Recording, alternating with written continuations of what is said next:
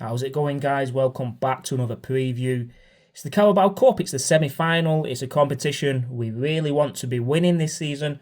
We've not won it since 93, that's 1993 by the way, and I believe we've only won it the twice or three times. It's a massive opportunity again.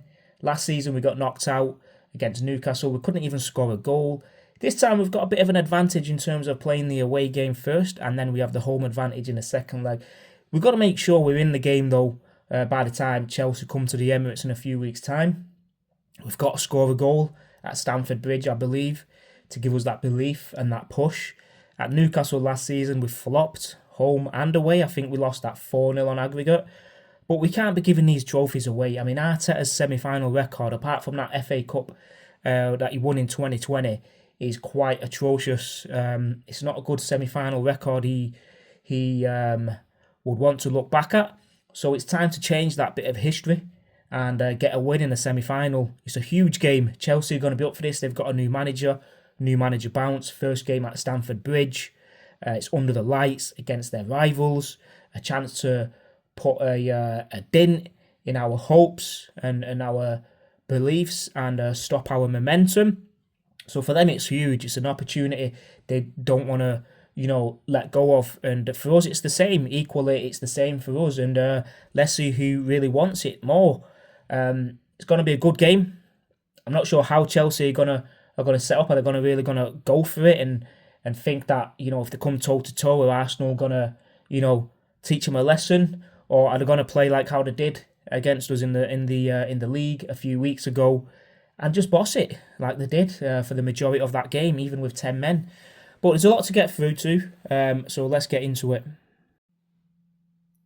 Now, in terms of Chelsea, obviously they've come back on the back of a good win in the FA Cup. It was 5-1, I believe, for their new manager against Charlton away in the FA Cup. Made a lot of changes, so that's one win out of one. I think the new manager, the way I've seen him on his interviews and the way he carries himself, I don't think he's one of them where he gets overexcited.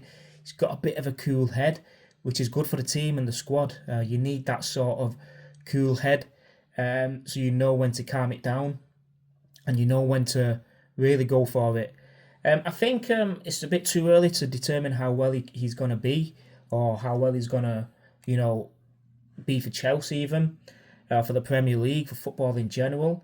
But overall, what I've seen so far, you can't really judge him, but he looks like it could be a good manager. I don't know. Let's see what happens.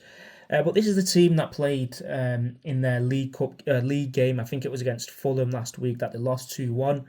We're not going to put out the team that played in the Carabao Cup because they made a lot of changes. So this is more likely the team that we will face. Sanchez in net, Cucurella, Tosin, Chalobah, Gusto in the defence. They've got Reece James as well that can play in defence, or you can go into midfield. Caicedo, let's remember, he's suspended, but he was playing that game with Santos. So more than likely Reece James is going to be coming into midfield. Then they've got Fernandes, Neto, Palmer and Dilap. They've also got the likes of João Pedro, Garnacho and a few others like Jamie Gittins, where, if they are losing that game or drawing and they want to change it up a bit, they've got a few on the bench there that can come on and try and make a change for them. So overall, it's not a bad team, a bad Chelsea team, but we've seen better in the over the years. You've got your Lampards in the middle, you've got your Essien, you've got your Terrys in the back, you've got Petr Cech in net, you've got your Drogbas up front. This is nothing like that. You've got your Eden Hazard. So we've got to play the team and not the badge. And I think Arsenal are quite guilty of always playing the badge and not the team. But let's remember, this Chelsea team isn't great. As long as we can get a draw, I think it is okay. And I think we can take them back to the Emirates and punch them up. But this Chelsea team, sometimes, with that new manager bounce, changes everything. For them, it's a cup final, like it was against us a few weeks ago. So they're going to give everything into this game. I just think we've got to play our game and not make it overcomplicated. I know how good we are, and if we can, keep it 0-0 up to half time even, I think that'll be good for us going into the second half. A bit of anxiety will creep in for them, knowing that this is their time to get a scoreline of us, because at the Emirates they've not won there for how many years? 5-6 years. So yeah, it's gonna be a good game. So we normally do the head-to-head, which is the last 8 games that we've played against each other, and that's in all competitions. Funnily enough, the last 8 games that we've played have all been in the Premier League. And what you can see here right now is Chelsea have not beaten us once in the last 8 games, which for us is phenomenal. And I say the reason why I use that word phenomenal is because 1, 2, 3, 4, we've won 5 of those games out of 8.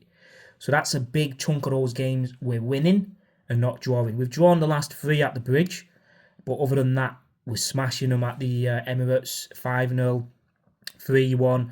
We're just absolutely rinsing them. Even that 1-0 last year, I think it was the last year one or a few years ago, it was an absolute beating. The most one-sided 1-0 game you can possibly ever watch. But that record there, we need to carry it on, and if it's anything to go through recent record, we win this comfortably. I mean the tie, not the game, the actual tie. But for me, a draw isn't the end of the world, because we've got the likes of Forest to play a couple of days later, Man United at home next week. Those games are bigger than this, but it doesn't mean we, rest our laurels and just get complacent on this game, because we really need to get to a final, a cup final. And if we can get to a cup final in March and win this, it's that step that can, push us for those extra few laps towards the end of the season. So let's keep this recent record against Chelsea intact, and let's get another win in there. So the lineup then, I've been thinking about this over the last few days. Do we put out a really strong team? Do we rest a few? Or do we rest 7 or 8 players? It's going to be different for every fan. Some are going to say we should rest a lot because we've got a Forest game on Saturday.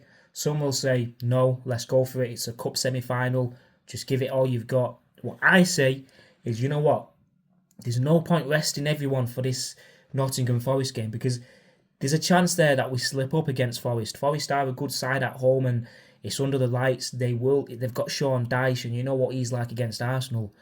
So for me, if you're resting everyone against Chelsea, and let's say you don't get a result, let's say you lose, and then you go into the Forest game on the back of a loss, sometimes it can affect your confidence as a team. And then Forest, the fans, they can get a set piece goal, and then all of a sudden you're behind again, and you've rested a few players against Chelsea to get a result against Forest. Now you're not getting a result at Forest as well, so it's a loss-loss situation. Whereas we can go for a win-win situation. We don't rest everybody, and we go quite strong. So for me, I don't want to rest the whole squad. Maybe 3-4 players, and that's it, because we really want to win this competition. We've got to take a risk. It's time we start taking some risks. Because a few seasons ago, we're out of the FA Cup, we're out of the Carabao Cup, we're not in Europe, we've got a good chance to go for the title now. And what happens? We fucked it up. So let's go for this game and try and get a win. So for me, David Raya or Kepa. It's got to be Kepa, because the last Carabao Cup game, he kept us in it against Palace, and he played well. He saved that vital penalty at the end, and I think he deserves his spot in the Carabao Cup again. So there's one change already. Now the defence were a bit short. Arteta's already said Calafiori is out for a few more weeks. He said it in his press conference today. Hincapié, he doesn't know how long he's injured for. For me, he's out for January at least. Mosquera's out. So we're a bit short in the back. So it looks like we can't really make too many changes, and I can't put Salmon to start this game at Chelsea. Not a chance. So for me, on the right, Ben White has to come in. There's another change already. So that's 2 changes we've made in the back line already. In the centre, it's Saliba and it's Gabriel. I'm sorry, but we don't have any other players. We can put Norgard in the in defence again, but I think we go strong. We go strong against Chelsea. We go strong against Forest, and then we can chill out a bit against Inter Milan. So Saliba and Gabriel, and then Timber plays left back. Lewis Skelly for me, I don't know what's happened, and I think this game's going to be too big for him away at Chelsea, and I think they'll target him. Excuse me, and I think it will affect his confidence even more. So Timber on the left.